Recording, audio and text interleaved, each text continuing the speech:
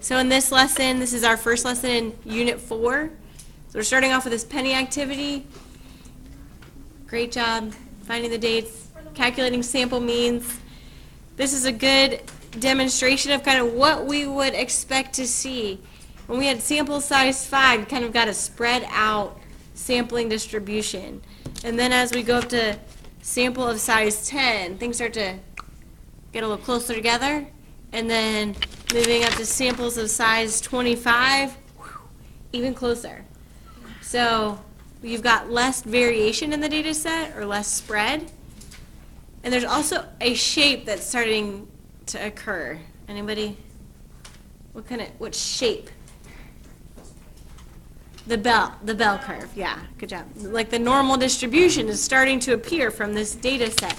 So that's the kind of thing you want to write at the reflection and reasoning at the bottom of that page.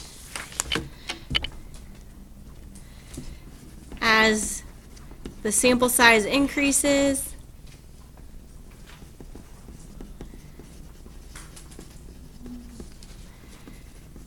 the spread of the data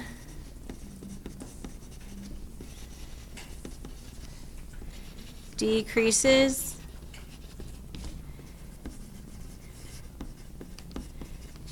and begins to look like the bell curve. So something along those lines should be in your reflection and reasoning section.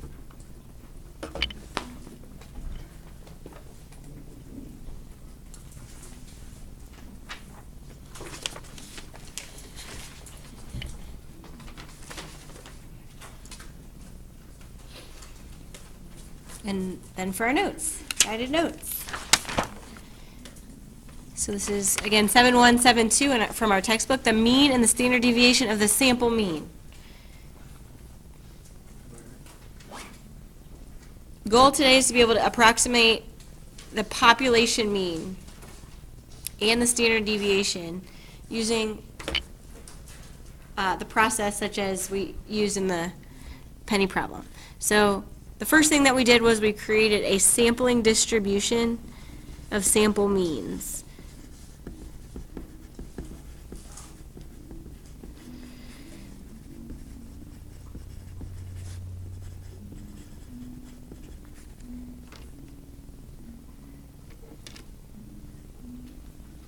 So as a class, although we calculated many sample means, we did not have an exact population mean.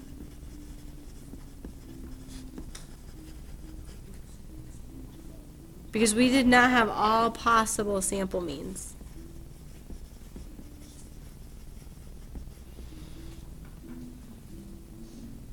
The mean of a variable is denoted mu, just like the mean of a population. Sometimes mu gets a subscript, so mu sub x would be the mean of the variable x. Similarly, the mu sub y would be the mean of the variable y. Mu sub x bar would be the mean of x bar, which is funny because it's the mean of the mean, but it's the mean of all the sample means. Wait, means or means? Good question. Sigma sub x bar is the standard deviation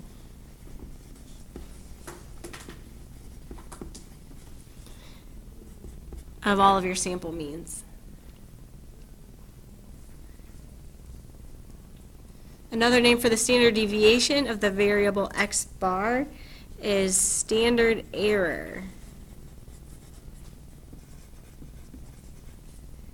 of the sample mean.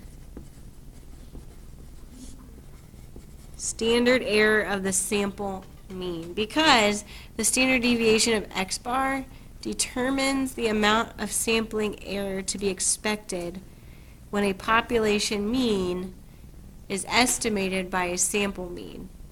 And that sounds like a maybe complicated sentence, but all that that's saying is we're going to have some error, and we can kind of predict how much error to expect based on the sample size of our sample means.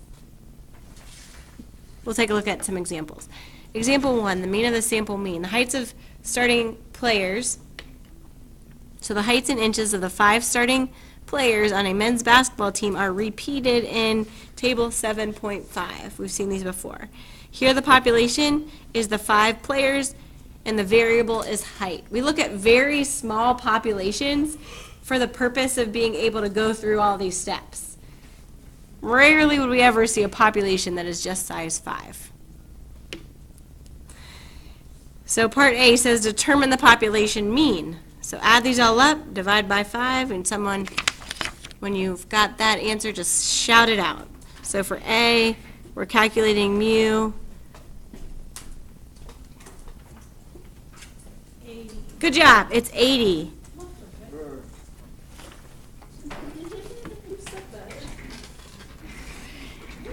Part B says obtain the mean mu sub x bar for samples of size 2. The cool thing is this is part B right here.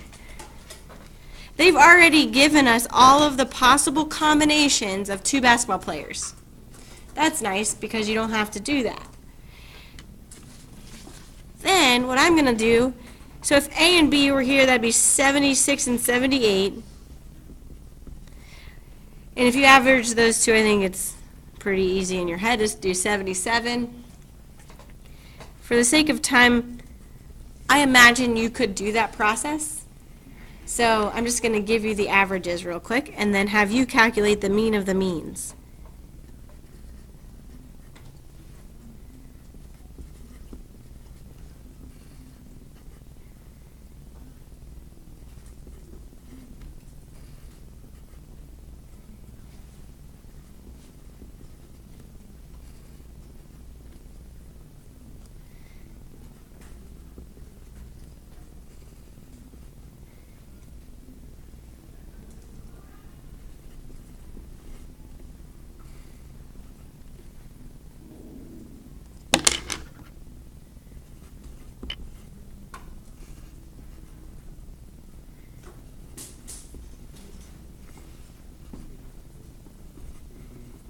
And then your job is to average those 10 x bars. So add those all up and divide by 10. Let me know when you've got a mean.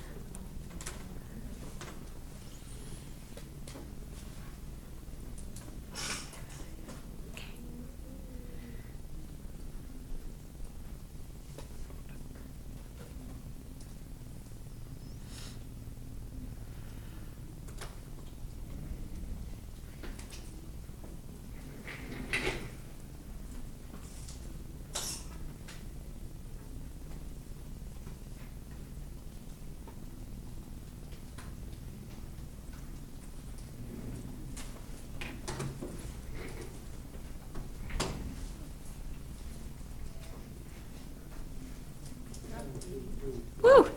80 is correct. So mu sub x bar is 80.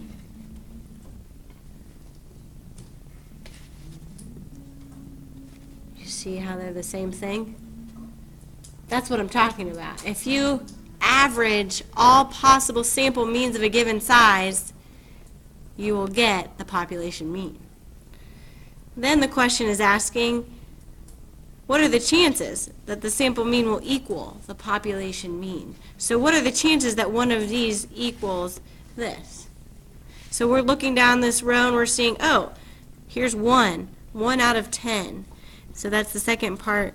The probability that our x bar equals mu is 1 out of 10, or 10% chance.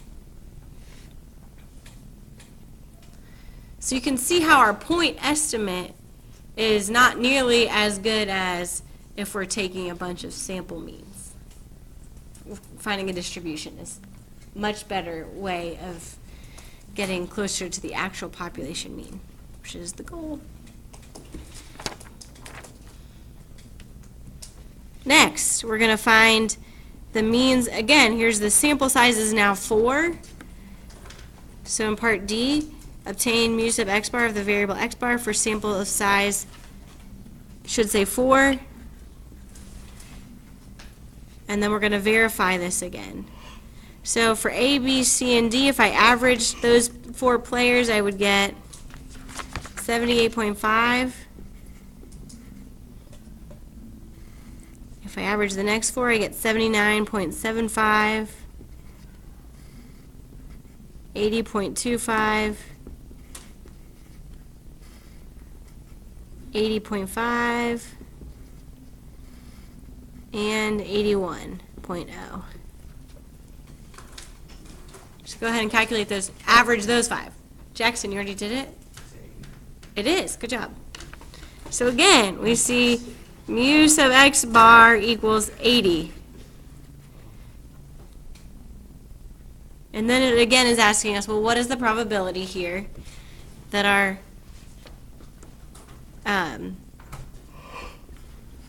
any of the given x bars equal the population mean? Andrew? 5%? Uh-uh. No. Wait. 20%? Would be, Does anybody see an 80? 10%. 0. So wait, how do we determine probability again? We're looking for 80. There are no 80.0. That's how you found that. I thought there was like some fancy math trick to do that. Here there was 1, so it was 1 in 10. Here there's none, so it's 0% chance. So you can, again, see how taking multiple samples and then averaging those is going to get us closer and closer to the actual population mean. Good news is still a little bit more time, so we can move on to the next one. So continuing our look at the sampling distribution of the sample mean for the height of the 5 starting players on the basketball team, we drew dot plots. So if you were to draw the dot plot, when n equals 1, you're just taking a look at each player individually. So each of these dots actually represents a player. And then when sample is size 2, that's where we're looking at that first table that we made. So you see 10 dots here, 10 averages. Each dot represents an average of 2 players. Average of 3 players, average of 4 players. There's a population of 5, so this is exactly our population mean, which is what you see as this dashed line. And it's labeled mu up there at the top. So similar to what we just wrote on our penny activity, we could say the larger the sample size,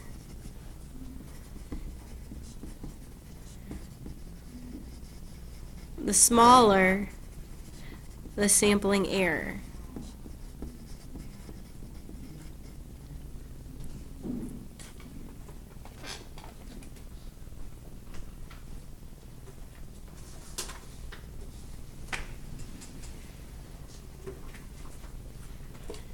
And that's exactly what it says in this box here. Sample error and sample size and sampling error. The larger the sample size, the smaller the sampling error tends to be in estimating a population mean mu by a sample mean x bar. We'll stop there to be continued.